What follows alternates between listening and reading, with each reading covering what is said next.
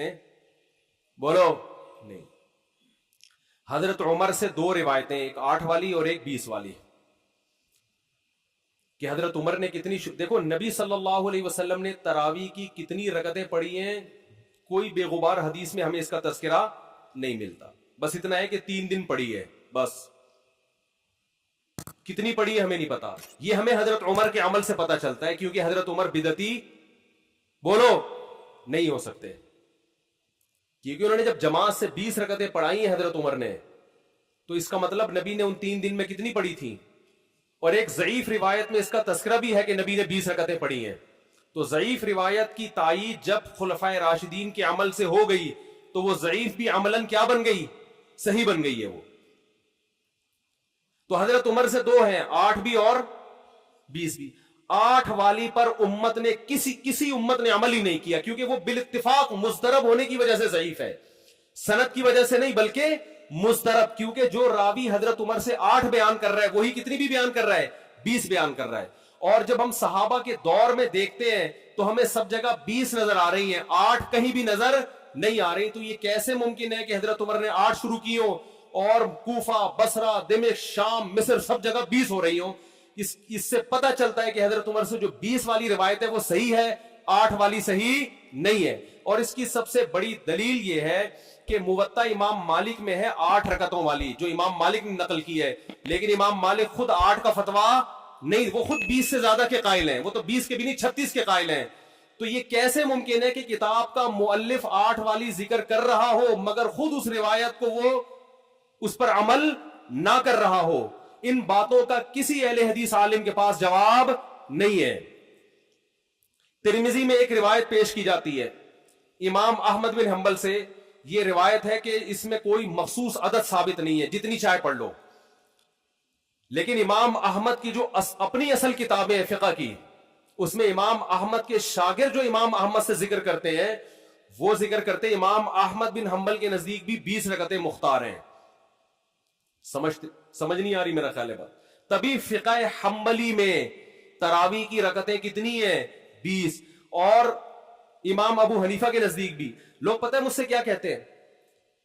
لوگ جو ہے نا کہتے ہیں کہ یار آپ ان حدیثوں کا انکار کر رہے ہو جس میں 8 آتا ہے. 8 والی جو بخاری کی حدیث ہے نا اس کا تراویح سے کوئی تعلق نہیں ہے. بخاری میں آتا ہے نبی رمضان اور غیر رمضان میں 8 پڑھتے تھے، اس کا تراویح سے کوئی تعلق، وہ تو غیر رمضان میں بھی تھی. اتنی سینس نہیں ہے یار، آپ ہمیں قرآن و حدیث سکھا رہے ہو اور ہمیں اپنا مقلد بنا رہے ہو اتنے بڑے بڑے مجتہدین کی تقلید چھوڑ کے. میں لوگوں سے ایک بات کہتا ہوں، لوگوں سے کہتا ہوں، ایک قرآن و حدیث وہ ہے جو ابو حنیفہ، شافعی، مالک اور احمد بن حنبل نے سمجھا، اور ایک قرآن و حدیث وہ ہے جو 15ویں صدی کے مولوی سمجھ رہے ہیں. کس کی فہم زیادہ صحیح ہوگی؟ بولو بھائی. ایک قرآن وہ ہے جو انجینئر بیان کر رہا ہے حدیث، ایک حدیث کی تفصیل وہ ہے جو امام مالک بیان کر رہے ہیں، ابو حنیفہ بیان کر رہے ہیں جن کی 80 ہجری میں پیدائش ہوئی ہے، تابعین میں سے ہیں، جو امام شافعی بیان کر رہے ہیں.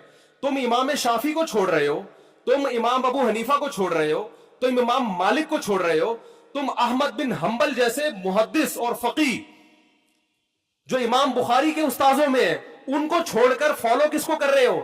انجینئر کو. اور تم کہہ رہے ہو ہم صرف قرآن و حدیث کو مانتے ہیں، ہم کسی اور چیز کو نہیں مانتے. تم قرآن و حدیث کو نہیں مانتے میرے بھائی، تم مقلد ہو، اندھے مقلد ہو. تم قرآن و حدیث کی اس تشریح کو مانتے ہو جو انجینئر کر رہا ہے، اس تشریح کو نہیں مانتے جو احمد بن حنبل کر رہے ہیں، جو ابو حنیفہ کر رہے ہیں، جو امام مالک کر رہے ہیں، جو امام شافعی کر رہے ہیں. یہ بڑے بڑے تابعین، تبع تابعین، مجتہدین جن کو پوری امت نے فالو کیا ہے. تو 8 رکعت کی جو موطا امام مالک کی حدیث ہے، اس 8 رکعت پہ امام مالک نے فتویٰ نہیں دیا. کیوں؟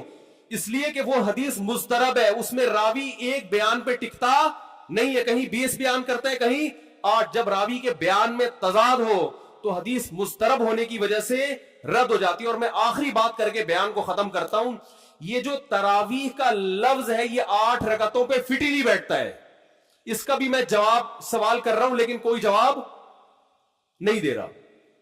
دیکھو اپنی مرضی کے سوال بنا کے جواب دے دیا کرو تو لوگ واہ واہ کریں گے. آپ میرے ساتھ یہ ہو رہا ہے، میں جو بیانات میں اعتراض کرتا ہوں نا اس کا جواب نہیں مجھے ملتا، خود سے اعتراض بنا کے کیا کر دیا جاتا ہے جواب. جیسے میں نے بتایا تھا کہ حرم میں 4 مصلے تھے، حنفی، مالکی، شافعی، حنبلی، 4 مصلے تھے نا ایک कई सौ साल तक, जो कि नहीं होने चाहिए, एक ही होना चाहिए था मुसल्ला। तो लोगों ने एतराज किया 4 मुसल्ले थे हरम में, ये देखो कितना गलत, ये हनफी मालिकी ऐसे होते हैं। तो मेरा सवाल यह था कि 5वां क्यों नहीं था उस वक्त? इसका मतलब 5वां फिरका वजूद में आया ही नहीं था, वो अब पैदा हुआ है। वो ठीक है 4 गलत थे, लेकिन उस गलत को भी सही इन 4 में से एक नहीं किया है। समझ रहे हैं कि नहीं भाई एक इमाम होना चाहिए, 4 अलग अलग जमातें नहीं होनी चाहिए। लेकिन इसका मतलब 700 साल तक उम्मत यह समझती रही कि अहले सुन्नत वल जमात के 4 नुमाइंदे हैं, 4 मकतब फिक्र, 5वां कोई था ही नहीं, लिहाजा उसका कोई मुसल्ला था ही नहीं। तो सवाल यह था, लेकिन जब सवाल यह पूछा जाए तो ऐसे जवाब मिलता है कि वो सवाल ही पी जाते हैं। सवाल ये जवाब ये दिया कि गलत हो रहा था, ये बिदत है और ये बिदत है, ये नाजायज है। तो हम कब कह रहे हैं कि सही था भाई वो? लेकिन ये पूरी दुनिया में नहीं हो रहा था, ये सिर्फ हरम में हो रहा था। और इसको खत्म भी हम्बलियों ने किया है कि नहीं जी इमाम एक होना चाहिए, सारे चाहे हनफी हो शाफी हो उस इमाम के पीछे नमाज पढ़ेंगे। समझ में आ रही है बात कि नहीं आ रही? तो सवाल यह था कि 700 साल या 400 साल तक उम्मत की नुमाइंदगी इन 4 मकातिब फिक्र ने की है हरम में, 5वें ने कोई एप्लीकेशन भी नहीं दी। इसका मतलब 5वां था ही नहीं। और जो आप ये मुख्तलिफ अल्फाज बयान करते हो कि इमाम अहमद बिन हंबल अहले हदीस थे, फलां में अहले हदीस थे, तो इमाम अहमद बिन हंबल अगर इस तरह के अहले हदीस थे तो फिर इमाम अहमद बिन हंबल के फॉलोवर्स को अहले हदीस क्यों नहीं कहा जाता है, हंबली क्यों कहा जाता है? नहीं आ रही बात मेरा ख्याल। ये ऐसे ही है जैसे जमातुल मुस्लिमीन वाले कहते हैं कि हम नबी के दौर से हैं, और फिर बुखारी में दिखाते हैं जमातुल मुस्लिमीन के अल्फाज। ओ भाई ये वाली जमातुल मुस्लिमीन नहीं थी, ये तो बाकायदा आपने रजिस्टर करवाई है 1975 में। वो जमातुल मुस्लिमीन, सहाबा को जमातुल मुस्लिमीन कहा गया है। तो ये जो अहले हदीस का लफ्ज हमें पुराने वक्तों में मिलता है, ये मुहद्दिसीन के लिए मिलता है, ये किसी मखसूस फिरके के लिए नहीं मिलता। फिर भी मैं अहले हदीस को अहले सुन्नत में दाखिल समझता हूं। मैं फिर भी उनको नहीं कहता कि जहन्नम में जाएंगे, लेकिन मैं कहता हूं कि आप कम से कम इस चंद 100 साल पहले आप पैदा हुए हैं, आपकी जमात वजूद में आई, हम फिर भी आपको गले लगाने के लिए तैयार है। और हम सदियों से चले आ रहे हैं, आप हमें क्या कर रहे हो? आप हमें गुमराह लोगों में दाखिल कर रहे हो। तो इस्लाम बहुत पहले बर्रे सगीर में आया है, जिस शक्ल में आया वही शक्ल ठीक है। बात की चीजों पर एतमाद नहीं होता हमें। तो मैं एक बात करके बयान को खत्म करता हूं। ये जो 8 का लफ्ज है ना, तरावी का लफ्ज है, ये 8 रकतों पर सादिक बोलो नहीं आता। बहकी की हदीस है और भी रिवायतें इस बारे में कि असलाफ जब तरावी की नमाज पढ़ा करते थे, असलाफ से मुराद सहाबा ताबईन, तो 4 रकतों के बाद आराम किया करते थे। तो इसलिए 4 रकत को तरवीहा कहा गया। क्या कहा गया? तरवीहा, रौह से निकला है, रौह। इस्तिराहत का लफ्ज सुना है आप लोगों ने? आराम। इस्तिराहत किसे कहते हैं? आराम। तरवीह आराम देना, राहत, राहत का लफ्ज तो और आसान है ना। अरे राहत का लफ्ज नहीं सुना? राहत किसे कहते हैं? आप कह रहे हो वो उसे कहते हैं, हमारे महल्ले में रहती है। राहत कहते हैं आराम, रेस्ट। इस्तिराहत, राहत, रव्वहा युरव्विहु तरवीहन, बाब तफील में जब जाता है आराम देना। तो तरवीहतुन, क्योंकि 4 रकतों के बाद आराम करते थे, तो उन 4 रकतों को क्या कहा गया? एक तरवीहा, यानी रेस्ट है इसके बाद। अब तरवीहा का जो लफ्ज है ना, 4 रकतों के बाद क्या हो रहा है? रेस्ट। इट इज कॉल्ड तरवीहा। सबको पता है 4 रकतों को तरवीहा कहते हैं। 2 तरवीहों को अरबी में कहेंगे तरवीहतान। क्या कहेंगे? जैसे रजुल का माना एक आदमी, रजुलान 2 आदमी। अरबी में 2 के लिए अलग लफ्ज इस्तेमाल होता है, 2 से ज्यादा के लिए अलग।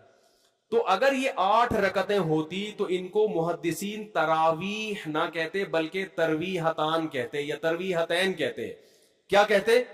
2 तरवीहे, और इनके बीच में वैसे भी रेस्ट की जरूरत पड़ती नहीं। ठीक है, 4 रकत के बाद इमाम बैठता, बोलते चल भाई आगे जल्दी कर, जाना भी है घर में हमने।